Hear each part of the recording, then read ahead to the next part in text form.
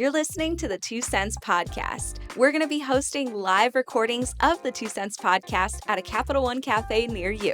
We'll be hosting it tonight at the Georgetown Capital One Cafe from 6 to 8 p.m.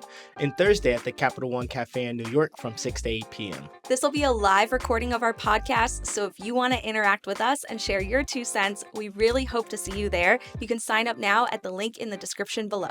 Now back to the pod.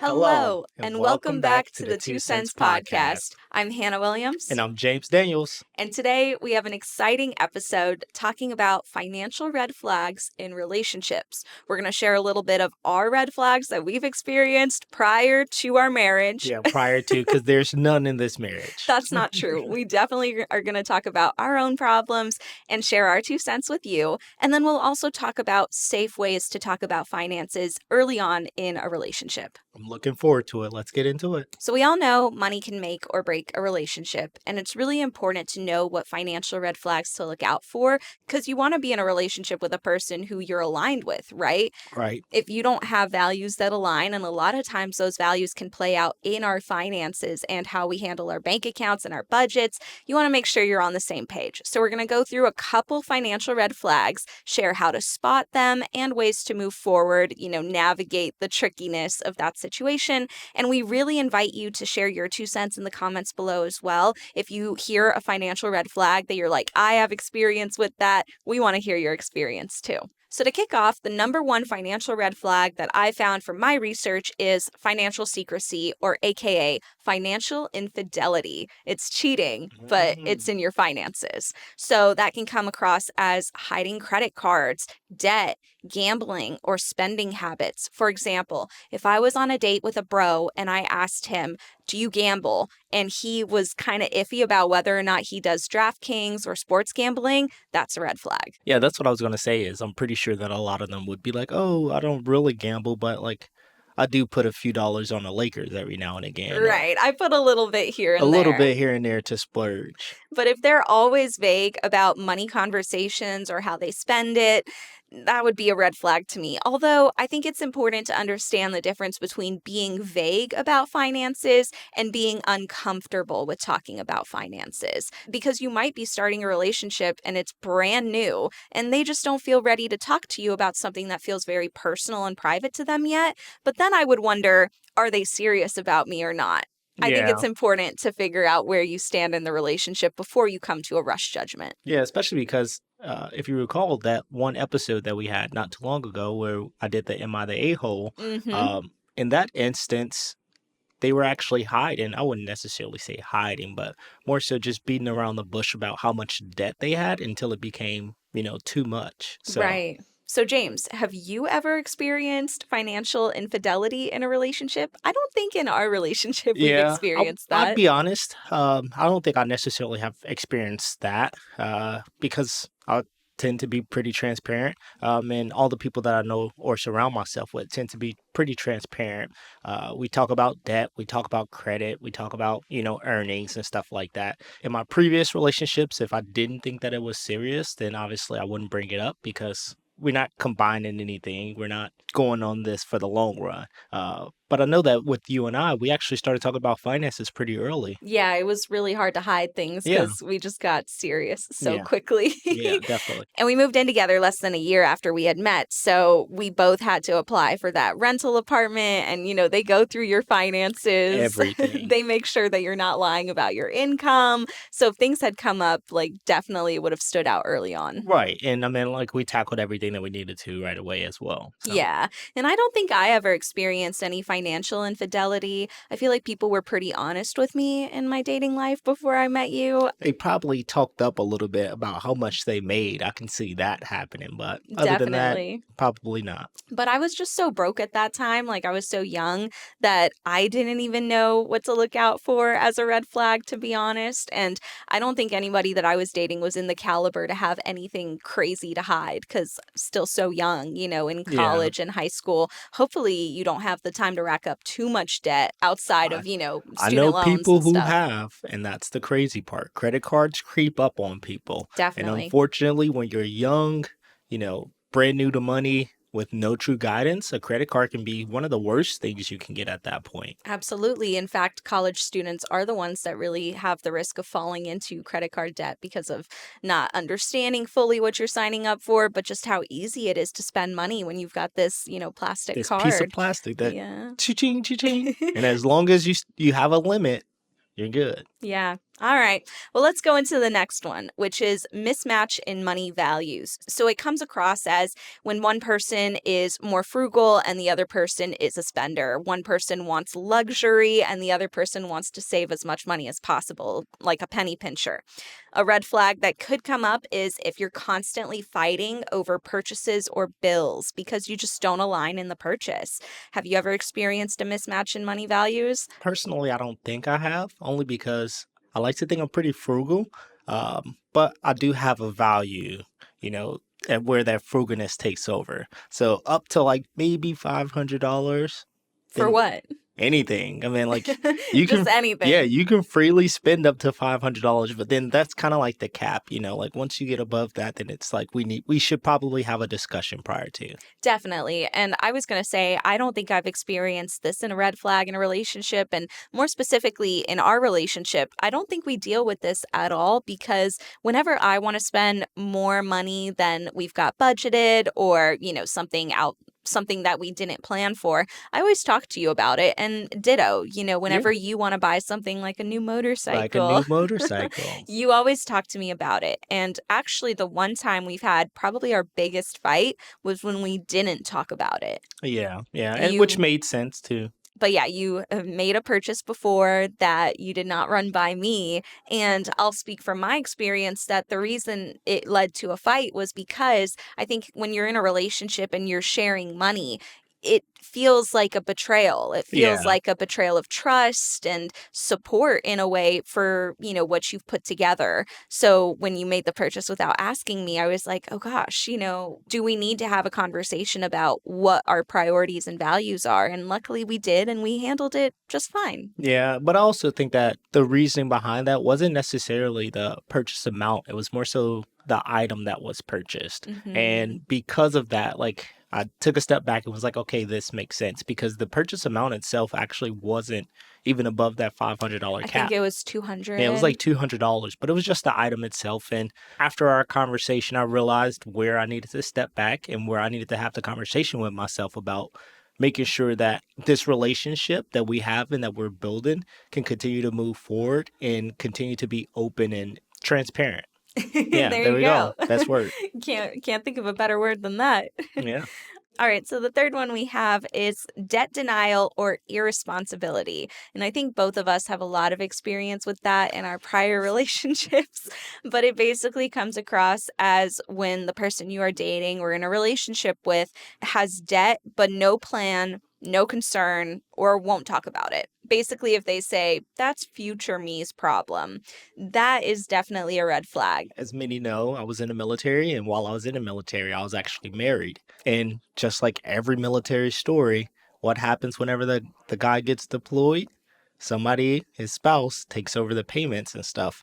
And just because of that, I wasn't informed about a lot of debt that had accumulated under my name. And after leaving the relationship, I had a rude awakening as to what actually happens to debts that don't get paid, Hmm. regardless of who made them if they're in your name. And we had to tackle that head on. It was really stressful, actually. Yeah, I actually don't know many relationships that would have survived what we had to go through because we learned that your credit score had been completely trashed. But yeah, it just made me realize how important it is to actually, keep track of these type of things and pay attention to your own credit score, and what's on your credit because of the simple fact that it's not theirs. So if things fall apart, it's not their responsibility to remove these things off your credit. It's not their responsibility to track down who's owed what and how much. It's all falls on you. So at the end of the day, it's kind of a if you're going to be in a relationship with someone and provide them with that much power, understand what that comes with. Yeah, limited power of attorney is a very scary thing. Yeah. And we learned the hard way that when it's used the wrong way, it can really cause damage. I remember we had to pay a lawyer $2,000. And this was when we were living paycheck to paycheck. I still had student loan debt. We were trying to figure out what we were going to do with our lives. And that $2,000 we had to pay to clean up your credit and get some things removed because Well, that was actually just only one thing. that was only one We thing. ended up paying more to other things because they had already reached collections, and Yep. that was the only way that we can get it off was by negotiating with them, Hmm. which you can do. You can Yes. negotiate with them. We can make a whole episode about that actually, of what to do to repair your credit score, because we actually repaired yours. Yeah. What was it down at one It was point? at like 5 something, and now I'm It was low 800. fives. I'm 800 now. Yep. We cleaned up your credit in less than 10 years Yeah. from like low fives It would, I to mean, 800. I'd say even less than that. I mean, I was going to say, I think it was high 400s. yeah, it was probably like high 400s, and now it's close to 8. Hmm. It took a bit. You It had took a lot of multiple headaches, collections on a there. lot of phone calls, a lot of money, Hmm. but like we got it done, and it's definitely doable. Absolutely. But this is why you need to have these conversations, because if you had learned that y'all have completely different views of debt Exactly. Yeah. and how to pay it off and just financial education, you would have probably learned earlier on that you were not aligned. Yeah, actually, because that was the thing is I just didn't know like her spending habits versus mine, her views on debt versus mine. These were just conversations that never happened. And if I would have had these conversations prior to, I'm pretty sure the power of attorney would have been different. Maybe even the relationship would have been different. But Yeah.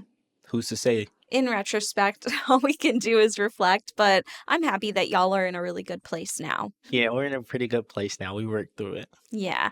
All right. So moving on to the next one, which is financial control and, power dynamics when it comes to finances in the relationship. This can be seen as one person controlling all the money, setting rules, or limiting access to finances. And it's especially toxic in cohabiting or married couples because it's a power Yeah, that's struggle. yeah, that's what I was gonna say. It's kind of like you have a grip on everything that can and will be done. I Hmm. mean, you can't leave the house without spending money nowadays. That's a fact. So if you're in control of all of the finances, all of the money, what goes in, what comes out, that kind of limits what that other person can do. And I don't think that that's a relationship. Yeah, I think it's a control thing, Yeah. and people use finances to control other people, especially in relationships. So if somebody is, guilt tripping you or gaslighting you about your finances, or questioning, if you should be spending that money, or basically giving you not a choice, but more so allowing you to spend money without just allowing you to make the choice yourself, I think that's a red flag. You should be able to spend whatever money you want. Like when we were talking earlier about our fight over what you spent money on without telling me, I think the thing is you have free will to spend the money how you want. And I wouldn't have controlled whether or not you would or wouldn't. It's just about the That's what I was conversation. gonna say. It was the discussion that should have happened prior to. Yeah. But if you had come to me and said, I want to buy this, and I just said, no, you're not buying that, point blank, period. I don't care. Lock you out of the account. Goodness gracious, that's a red flag. Yeah. But a red But flag would have been you not listening to me either. but also, like I said, it depends on the item, Hmm. because by all means, if I spend $20 or if I spend $200, it all depends on what that goes to. Hmm. If I'm spending $20 on something that's definitely going to harm me, then I'm pretty sure the conversation prior to that would be a whole lot different than if I'm spending $200 on something that's to benefit me. Absolutely. And we see this played out, I would say, more commonly in, with women and Yeah, stay-at-home mothers. You can see it as them getting an allowance. And that's what I some was thinking. people, even in really controlling relationships, they will not let their partner even have access to their own paycheck. They give them an allowance from their paycheck. Wow. Yeah, and I haven't had any experience with that, thank goodness. Hopefully you haven't Yeah, no, I either. haven't. But my advice for that would be to, gain back control of your accounts and set boundaries really early on, because it's a lot harder to get out of that situation when you're already really thick into it. Doesn't mean that it's impossible, but it's kind of like being underpaid, right? You don't want to accept the job offer when you know that the pay is bad. You want to accept a job offer for what your market rate is, versus if you find out you're underpaid while you're in the thick of the job, it's a lot harder to get out of it. So in terms of financial control in a relationship, you want to make sure that you're catching those red flags early and getting out early before you're in the thick of it. All right. So the next one is, this one's kind of funny to me, but chronic mooching or entitlement. So the person who always forgets their wallets or expects to be treated to different things or just doesn't pay the bills, doesn't at all. And I would think that a red flag like this would definitely play out at the restaurant. If they never offer to pay the bill and y'all have been on several dates, that's a red flag. I would say Yeah. by date 3, you should at least be offering to split if you view relationships more traditionally that the man should pick up the bill on the first date. At least that's how a lot of people view it. I think it should be 50-50 from the Well, get-go, but it should be 50-50 at a certain point. yeah, I agree. Definitely not disagreeing with that. But what I have been seeing on the internet, and this is the internet, so I don't know if it's real life. But what I have been seeing on the internet is that like a lot of people are leaning more towards, traditional, the guy pays for Yeah. everything all the time. Ooh. I've seen videos of women saying, if you ask me to pay 50-50, then we're not doing this date. What date is that? First date, third date, I don't fifth know. date? It's the internet. It only shows me the bits that they want me Probably to the see. first date.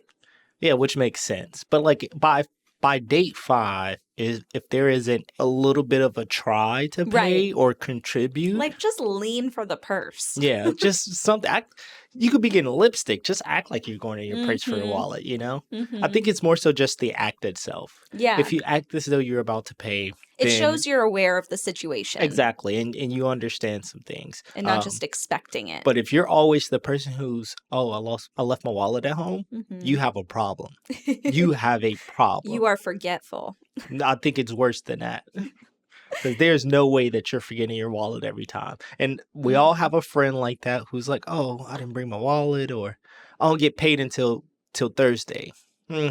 Then you don't eat until Thursday, unfortunately. But yeah, that's a good point because I don't think that's just a financial red flag in relationships. That's also a financial red flag in friendships. We could do a whole other episode about that because there's just red flags all over. But I've had friends who've been that type to forget their wallet. And usually I'm the type to want to offer because Yeah, I just same. like to, I don't know, it's just my love language. I like That's to it's provide. spreading love. That's Yeah, all it but is. it starts feeling uncomfortable when it happens several times and it's more about they're expecting me to pay That's and the less part. about them feeling, like, oh, this is a treat, like thank you so much. Yeah, if you come with that expectation of me paying, then that's a red flag. Mhm. But me being a good friend, because you are my friend, I'm going to pay regardless. I'm going to offer to pay. Mhm. And I have no problem with paying, just as long as you don't expect for me to.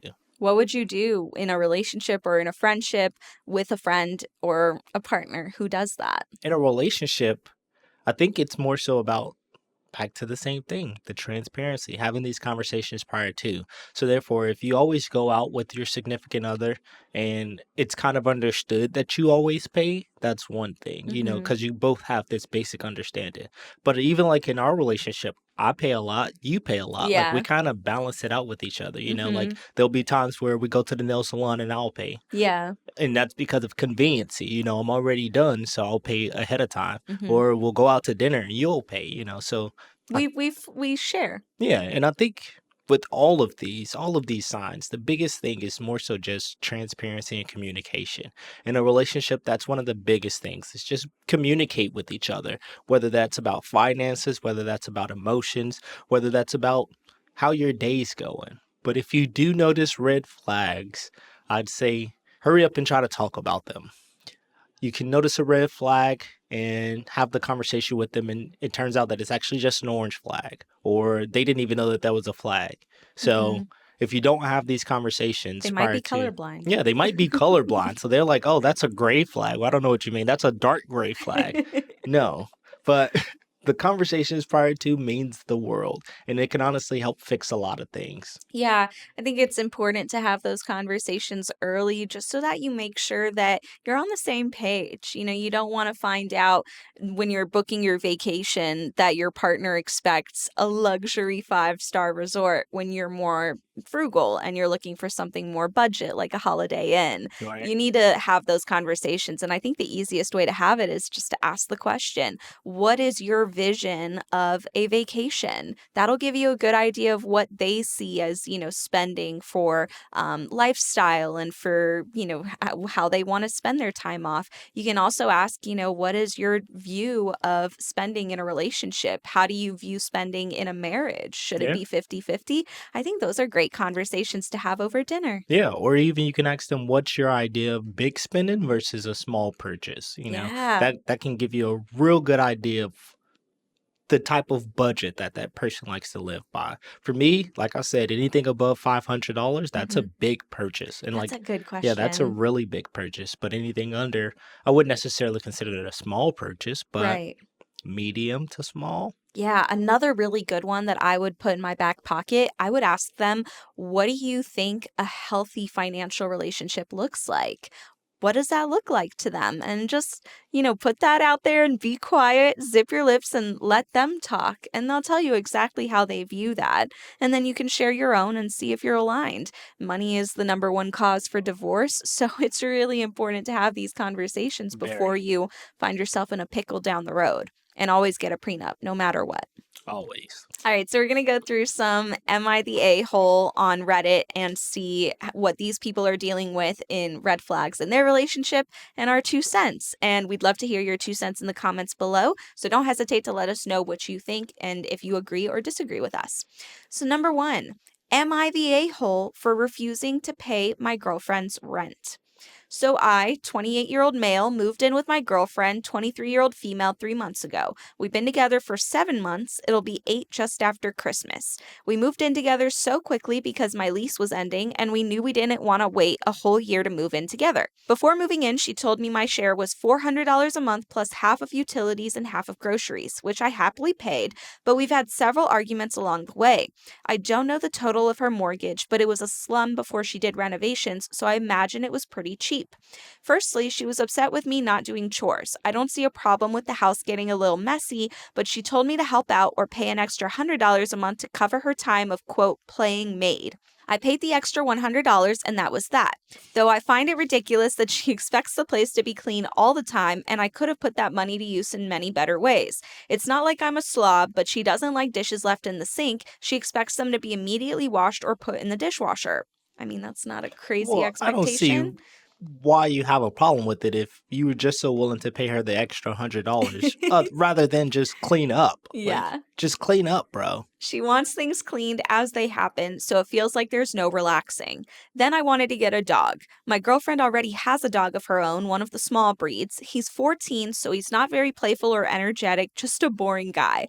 I found a puppy I fell in love with. She was a purebred English Mastiff and gorgeous. I told my girlfriend and she flat out said no, that she didn't want another dog in the house bothering hers, and she definitely didn't want a puppy to ruin her newly remodeled house. I'm leaning towards this guy not being a good guy, but we'll keep going. I thought a nice compromise would be a cat, and she claimed she's allergic, but she's never mentioned any allergies before. So there's yet another thing I get no say in. It's not like her dog is going to be around much longer. Oh my gosh. We could just keep the puppy separate from him until then. I'm sure after her dog passes, she would find another excuse to not let me get a dog. Finally, I found out she owns the house. I had been under the impression she was renting, but she is instead paying a mortgage. He mentioned that earlier, though. I discovered this when I was checking the mail and found a reminder from her bank. When I confronted her, she claimed she thought I knew because we were together when she was remodeling. I told her it was ridiculous for me to pay her rent when it's her house, and this led to a long and heated argument. I asked to be put on the title since I was helping her pay for it, and she snickered and told me no. I told her I wouldn't be paying anymore. She asked if I wanted help packing or if I could handle it myself. I asked her what she meant, and she said I can help pay or I can find somewhere else to live. I asked if our relationship was over, and she said we could continue to pursue it without living together. Naturally, I flipped out because if we can't live together, then we have no future together. She doesn't seem to care in the slightest and told me she expects me out by the end of the week. She locks me out of our bedroom, so I'm stuck on the couch. She sets boxes and bags with my belongings in the hall every so often. When I called my mom, she told me I was ridiculous and a brat, but I feel like that might be because she doesn't want me to move back home, as the lease I had in my apartment ended when I moved in with my girlfriend, so I think I need some outside perspective. As of now, our relationship has ended, and my belongings are outside while I'm staying in a motel, but I'm open to trying to recover our relationship. I've edited to add some clarification and elaboration to show I'm not a POS. We might not be compatible, or maybe we're both the problem. I don't know. Am I the asshole? Yes. Yes. Sounds like a child, first off, because regardless of if it's her mortgage or if she's renting the apartment, you should be contributing. Absolutely. It's ridiculous that he would Yeah. expect not to pay just because she owns it. That still means she has to pay a mortgage each month. It's the same as rent. I'm still hung up about the first part when she said clean up or pay me to continue Yeah. cleaning, and he chose to pay her. Like, Yeah. yeah, you don't get any say at that point. I'm sorry. No. You don't get you that's just how it goes. He really lost me at the dog. I'm Yeah. sorry. He lost me at the dog because how are you already plotting that dog's being gone?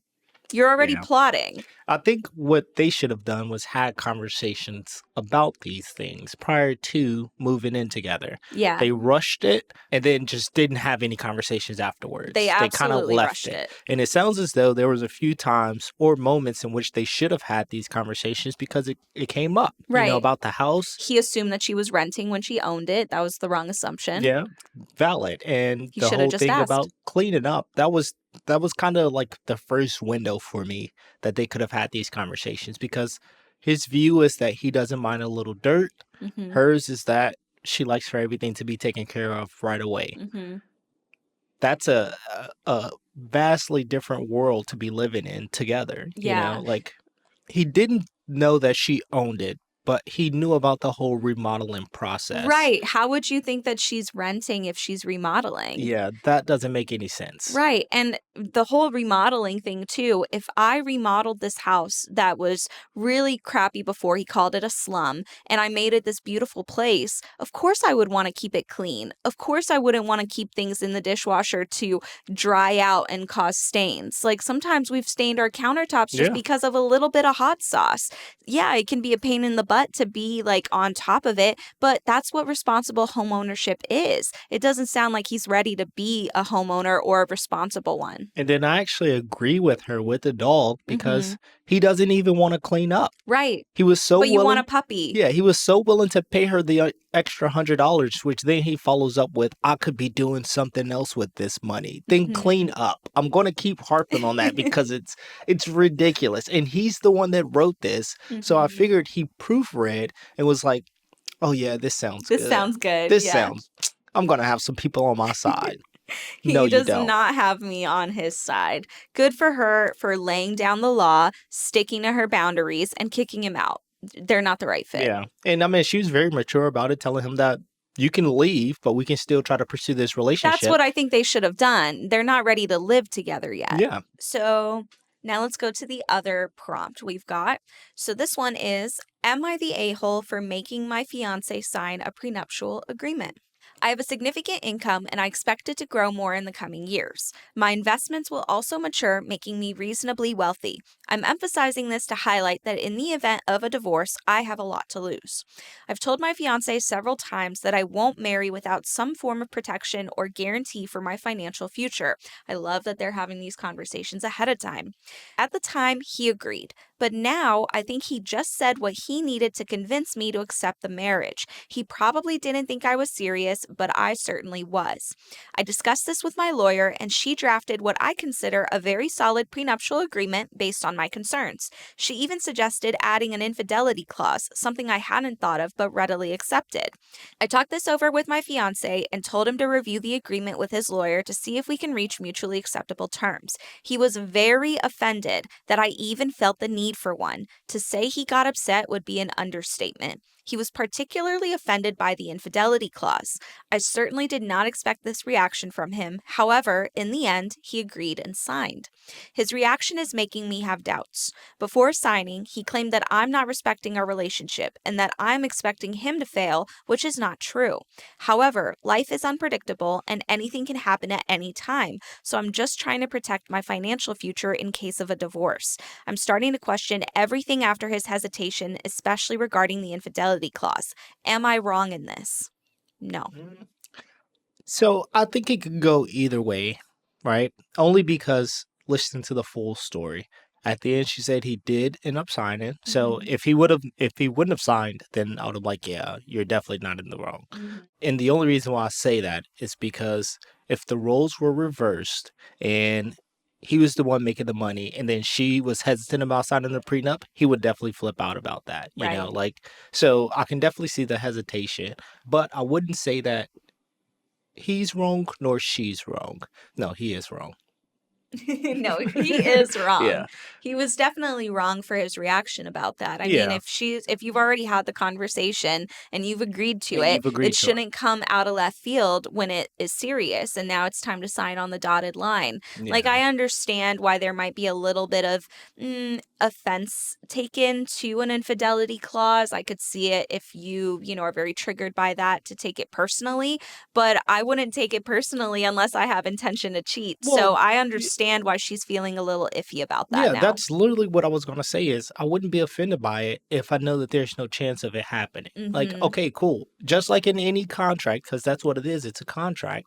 There are clauses written in there for just in case purposes. Right. That doesn't mean that that's going to happen, but in case it does happen, this is what follows. Yeah. So the fact that he looked at it and became furious about that, I'm like, what were your intentions prior to that? Yeah, I think it is also good that he did sign, like, that has mediated a little bit of my discomfort, but I totally understand where she's coming from, that reaction, I would also feel a little bit iffy about it, even if he did sign, because I would wonder, how do I know what your reaction really is? If we've Yeah. had this conversation several times and you've been okay with it, and then it comes time to sign and you have a completely different reaction, how could that be applied to multiple different life circumstances where the reaction matters? You know, Yeah. what about buying a house? What about buying a car? What about moving states if you get a different job?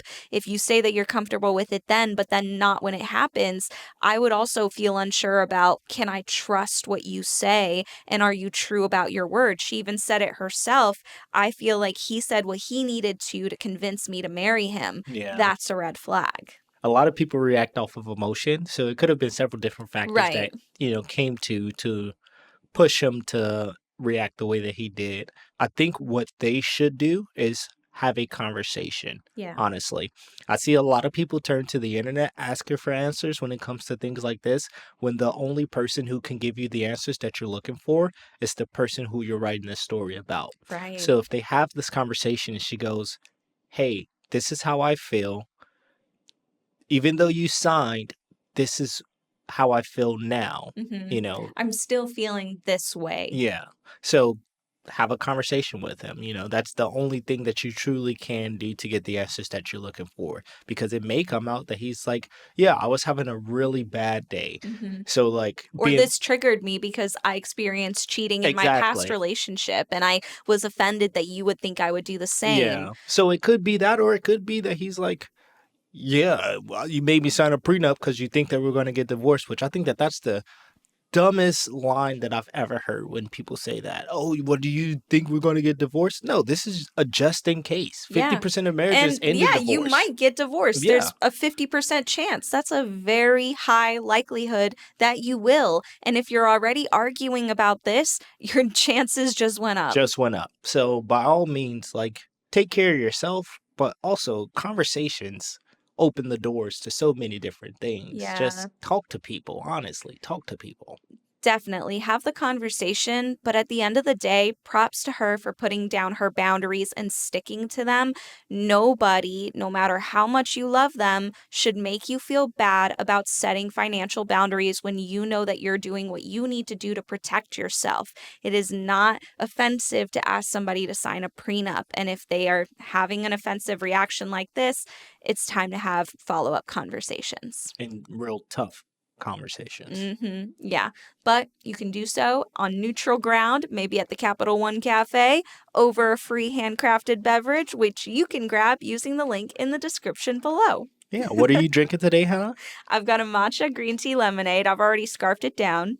And I got a caramel latte because, like I said before, I'm basic. You're basic. Yeah. But if you want to try any of those beverages and have these tough conversations, you can do it at a Capital One Cafe. No screaming matches. You're in neutral territory. Unless you get a nook, then you can scream as much as you want to in a nook. Yeah, if you want to have a heated conversation, you can go to the nook. Yeah. That was so interesting. I thought that was fun to Yeah. talk about. And really, I hope that people listening will take some of this, to thought and examine their relationships now and see if there's anything that they need to have follow-up conversations on before making big moves. Yeah. If you get nothing else from what we talked about today, just understand all you really need to do is just have conversations with people. And let's talk about that because we did say that we were going to talk about how to safely have these conversations early on in dating. So we're going to give you some really quick tips on how to do that before you go on your way. So number one, start casual, not clinical. This is not an inspection. You are not Inspector Gadget. You are trying to learn where people come from and how they view their finances and how finances tie to emotion. So mention money in context, not as a formal sit down. A couple ways you can do this are by saying, I'm trying to save for a trip right now, so I'm on a bit of a budget. Or I've been trying to eat out less. Uber Eats is killing me. It's a good way to start a conversation. Yeah, sounds like a pretty easy way to start. Casual, not clinical. Number two, talk about money habits, not numbers. This is kind of opposite of what we do, where we ask people, how much do you make specifically? You don't want to focus on those numbers. You want to focus on values. For example, how you spend versus how much you earn. So are you a saver or a spender? That would be a good question to Really ask. great question. Or do you usually budget for stuff or just wing it? Those are good questions to ask on a date to get a good sense of how people view their finances. And the third one is to observe before you ask. So notice how they tip their servers. Notice how they talk about luxury versus debt, or if they talk about handling shared bills. Do they offer to split? That's what we were mentioning earlier. So try to notice things about people first before trying to figure out exactly how they feel. And then another one is to use shared plans as a gateway. You can use that as a good opening to a conversation. So if you're planning a trip or a date, that's your cue. You can ask, are we going halfsies on this Airbnb, or is one person covering the stay? Another way you could ask is, we could do a fancy dinner or low-key tacos. What's your vibe? That way you can get a sense of, how they feel about things. Yeah, that would actually be a great way. Or even asking like, hey, kind of low on budget, so do you want to eat in or do you want to eat out? Yeah, I think I would even be a bit bolder and I would say something like, I got passed up for a promotion. Do you mind if we go for a more budget-friendly date option this week? And that opens the door to conversations about income and jobs. At least if you're at that point in a relationship, that's the step I would take. Well, hopefully you didn't get passed up for a promotion though. Right. But I would say like try to have these conversations earlier rather than later. You don't want to wait until you're At the altar.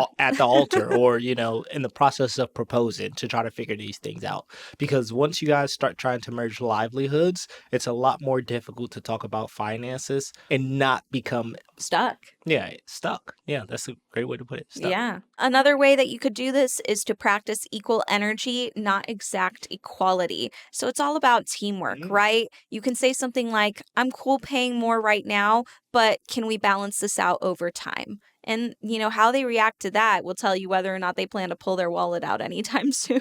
Probably not. No. Probably not, but you got to ask, right? Right. Another one is that you mentioned actually was to be honest about boundaries early. So if something feels financially unsustainable, you can say it in a kind way and go, this place looks amazing, but it's a little over what I plan to spend. Can we try something cheaper? I don't see any harm in saying that. Well, and on the other end too, this is back to the being observant. So if they do mention something like this or be like, "Ooh, that's expensive," keep that in mind because Mhm. now you're starting to gain an understanding of what their budget looks like without actually looking at their budget. Right, how they value a dollar. What does a dollar mean to Yeah. them? What's too expensive? What isn't? Good point, James.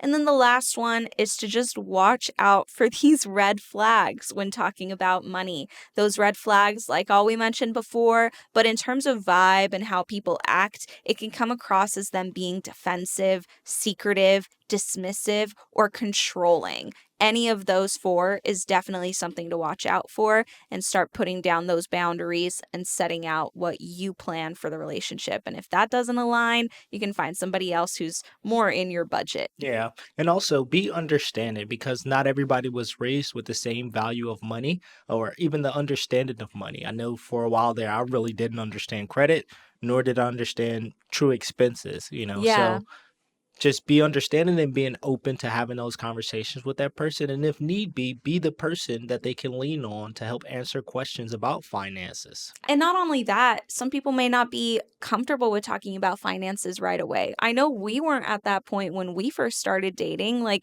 we've grown together. So it's important to think of people not as the finished product, but as, how can they grow? Do they have the values and the character to develop over time and learn things and change their minds and be open to, changing as well?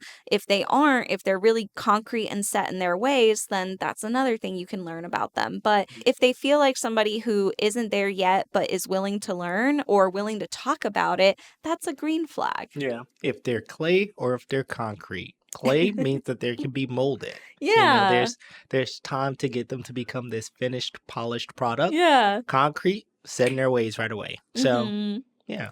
But don't be the red flag and mold them into exactly what you want without Right. letting them have a little creative flexibility too. Correct. Right. It's teamwork. It's not Teamwork. you're the red flag if you want to control it and make them into something that they aren't, right? Right. It works both So ways. not clay, more like lava. Let them flow and become whatever they are until they're No. set in it. No? And on that note, Some we are going to analogy. wrap this episode, but this was so much fun. Thank you all so much for listening. And don't forget, we're hosting our live podcast tonight in Georgetown from 6 to 8 p.m. You can save your spot. We have a few tickets left using the link in the description below. And if you want to join us for a live recording on Thursday in New York City, there are still some tickets available to that one as well. And you can use the link in the description below. We hope to see you there. Bye. Bye.